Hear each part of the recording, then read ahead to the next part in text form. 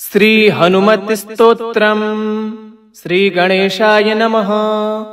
नमो हनुमते तुभ्यं। नमो मारुतसूनवे। नमः श्रीराम भक्ताय श्यामस्याय च ते नमः। नमो वानरवीराय सुग्रीव सख्यकारिणे लंकाविदाहनार्थाय हेलासागरतारिणे सीताशोकविनाशाय राममुद्राधराय च रावणान्तकुलच्छेद कारिणे ते नमो नमः। मेघनाद मखध्वंस कारिणे ते नमो नमः। अशोकवन विध्वंस कारिणे भयहारिणे वायुपुत्राय वीराय आकाशोदरगामिने वलपाल शिरच्छेद लंका प्रसाद भंजिने ज्वलत्कनकवर्णाय दीर्घलांगुलधारिणे सौमित्री जयदात्रे च रामदूताय ते नमः। अक्षस्य वदकत्रे च ब्रह्मपाश निवारिणे लक्ष्मणांग महाशक्ति घातशतविनाशिने रक्षोघनाय रिपुघनाय भूतगनाय च ते नमः। ऋषवानरवीरोघ प्राणदाय नमो नमः। परसैन्य बलघनाय शस्त्रास्त्रघनाय ते नमः। विषघनाय दिशघनाय ज्वरघनाय च ते नमः। महाभैरिपुघनाय भक्तत्राणैककारिणे परप्रेरितमन्त्राणां यन्त्राणां स्तम्भकारिणे पयः पाषाणतरण कारणाय नमो नमः। बालार्कमण्डलग्रास कारिणे भवतारिणे नखायुधाय भीमाय दन्तायुधधराय च रिपुमायाविनाशाय रामज्ञालोकरक्षिणे प्रतिग्रामस्थितायाथ रक्षोभूतवधार्थिने करालशैलशस्त्राय द्रुमशस्त्राय ते नमः। बालकब्रह्मचर्याय रुद्रमूर्तिधराय च विहंगमाय सर्वाय वज्रदेहाय ते नमः। कौपीनवाससेतुभ्यं रामभक्तिरताय च दक्षिणासा भास्कराय सतचन्द्रोदयात्मने कृत्याशद्व्यथगनाय सर्वक्लेशहराय च स्वाम्याज्ञापार्थसंग्राम संख्ये संजयधारिणे भक्तान्तदिव्यवादेषु संग्रामे जयदायिने किलकिलाबुबुकोच्चार घोरशब्दकराय च सर्पाग्रिव्याधिसंस्तम्भ कारिणे वनचारिणे सदा वनफलाहार संतृप्ताय विशेषतः महार्णवशिलाबद्ध सेतुबन्धाय ते नमः। वादे विवादे संग्रामे भये घोरे महावने सिंहव्याघ्रादिचौरेभ्यः स्तोत्रपाठाद् भयं नहि। दिव्ये भूत भये व्याधो विषे स्थावरजंगमे राजशस्त्र भये चोग्रे तथा ग्रह भयेषु च जले सर्वे महावृष्टो दुर्भिक्षे प्राणसंप्लवे पठेत् स्तोत्रं प्रमुच्येत् भयेभ्यः सर्वतो नरः तस्य क्वापि भयं नास्ति हनुमत् स्तव पाठतः। सर्वदा वै त्रिकालं च पठनीमिदं स्तवं सर्वान् कामान् वाप्नोति नात्र कार्या विचारणा। विभीषणकृतं स्तोत्रं ताक्षर्येण समुदीरितं ये पठिष्यन्ति भक्त्या वै सिद्ध्यस्तकरे स्थितः। नमो हनुमते तुभ्यं। नमो मारुतसूनवे। नमः श्रीराम भक्ताय श्यामस्याय च ते नमः। नमो वानरवीराय सुग्रीव सख्यकारिणे लंकाविदाहनार्थाय हेलासागरतारिणे सीताशोकविनाशाय राममुद्राधराय च रावणान्तकुलच्छेद कारिणे ते नमो नमः। मेघनाद मखध्वंस कारिणे ते नमो नमः। अशोकवन विध्वंस कारिणे भयहारिणे वायुपुत्राय वीराय आकाशोदरगामिने वलपाल शिरच्छेद लंका प्रसाद भंजिने ज्वलत्कनकवर्णाय दीर्घलांगुलधारिणे सौमित्री जयदात्रे च रामदूताय ते नमः। अक्षस्य वधकत्रे च ब्रह्मपाश निवारिणे लक्ष्मणांग महाशक्ति घातशतविनाशिने रक्षोघनाय रिपुघनाय भूतगनाय च ते नमः ऋषवानरवीरोघ प्राणदाय नमो नमः परसैन्यबलघनाय शस्त्रास्त्रघनाय ते नमः विषगनाय दिशघनाय ज्वरगनाय च ते नमः महाभैरिपुघनाय भक्तत्राणैककारिणे परप्रेरितमन्त्राणां यन्त्राणां स्तम्भकारिणे पयः पाषाणतरण कारणाय नमो नमः बालार्कमण्डलग्रास कारिणे भवतारिणे नखायुधाय भीमाय दन्तायुधधराय च रिपुमायाविनाशाय रामज्ञालोकरक्षिणे प्रतिग्रामस्थितायाथ रक्षोभूतवधार्थिने करालशैलशस्त्राय द्रुमशस्त्राय ते नमः बालकब्रह्मचर्याय रुद्रमूर्तिधराय च विहंगमाय सर्वाय वज्रदेहाय ते नमः कौपीनवाससेतुभ्यं रामभक्तिरताय च दक्षिणासाभास्कराय सतचन्द्रोदयात्मने कृत्याशद्व्यथगनाय सर्वक्लेशहराय च स्वाम्याज्ञापार्थसङ्ग्राम सङ्ख्ये सञ्जयधारिणे भक्तान्तदिव्यवादेषु सङ्ग्रामे जयदायिने किलकिलाबुबुकोच्चार घोरशब्दकराय च सर्पाग्रिव्याधिसंस्तम्भ कारिणे वनचारिणे सदा वनफलाहार संतृप्ताय विशेषतः महार्णवशिलाबद्ध सेतुबन्धाय ते नमः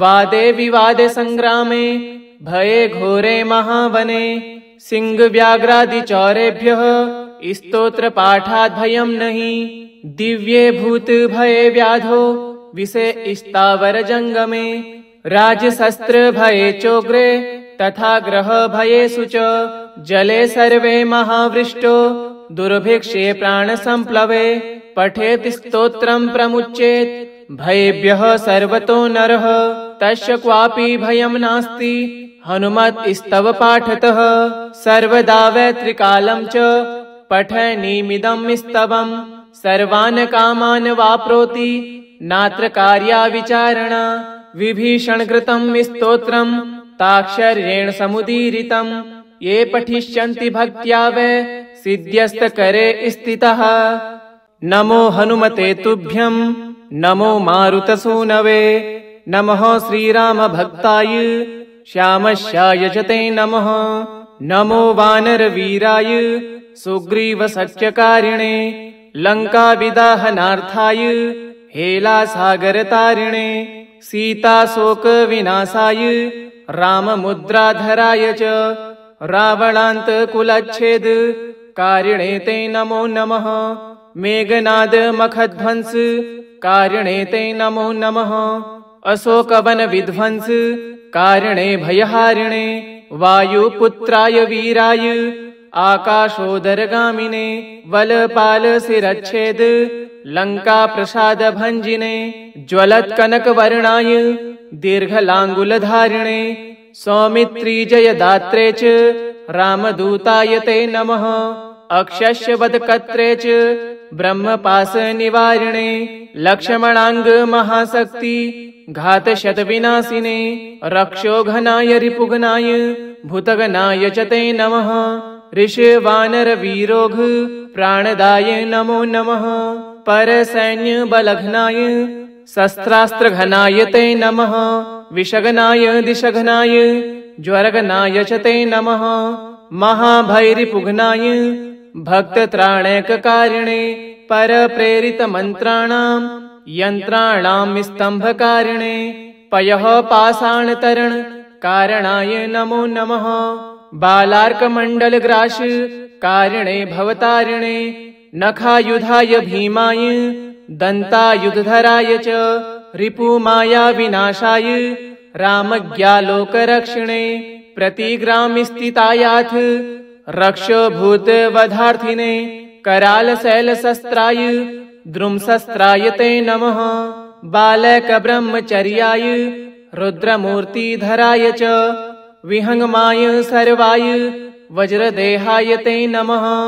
कौपीनवाससेतुभ्यं रामभक्तिरताय च दक्षिणासा भास्कराय सतचन्द्रोदयात्मने कृत्याशद्व्यथगनाय सर्वक्लेशहराय च स्वाम्याज्ञापार्थसङ्ग्राम सङ्ख्ये सञ्जयधारिणे भक्तान्तदिव्यवादेषु सङ्ग्रामे जयदायिने किलकिलाबुबुकोच्चार घोरशब्दकराय च सर्पाग्रिव्याधिसंस्तम्भ कारिणे वनचारिणे सदा वनफलाहार संतृप्ताय विशेषतः महार्णव शिलाबद्ध सेतुबन्धाय ते नमः।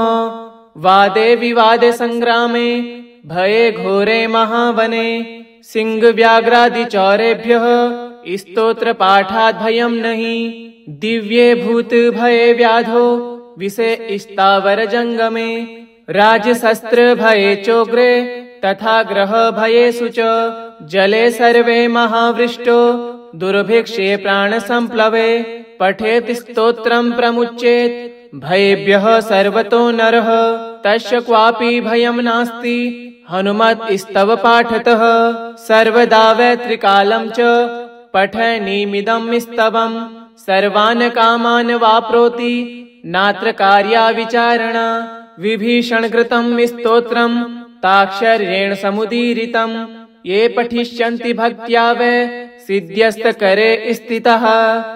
नमो हनुमते तुभ्यं नमो मारुतसूनवे नमः श्रीरामभक्ताय श्यामस्याय च ते नमः।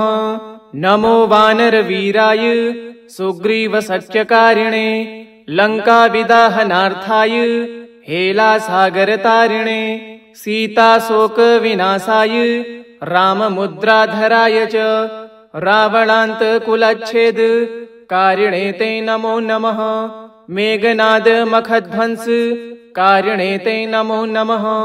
अशोकवनविध्वंस कारिणे भयहारिणे वायुपुत्राय वीराय आकाशोदरगामिने वलपालशिरच्छेद लङ्काप्रसादभञ्जिने ज्वलत्कनकवर्णाय दीर्घलाङ्गुलधारिणे सौमित्रीजयदात्रे च रामदूताय ते नमः। अक्षयवदकत्रे च ब्रह्मपाशनिवारिणे लक्ष्मणाङ्गमहाशक्ति घातशतविनाशिने रक्षोघनाय रिपुघ्नाय भूतगणाय च ते नमः। ऋषवानरवीरोघ प्राणदाय नमो नमः। परसैन्यबलघ्नाय शस्त्रास्त्रघनाय ते नमः। विषघ्नाय दिशघ्नाय ज्वरघ्नाय च ते नमः। महाभैरिपुघ्नाय भक्तत्राणैककारिणे परप्रेरितमन्त्राणां यन्त्राणां स्तम्भकारिणे पयः पाषाणतरण कारणाय नमो नमः।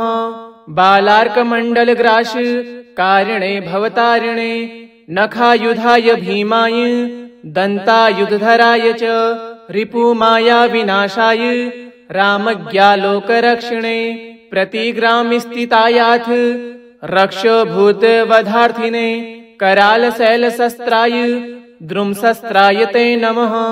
बालकब्रह्मचर्याय रुद्रमूर्तिधराय च विहंगमाय सर्वाय वज्रदेहाय ते नमः।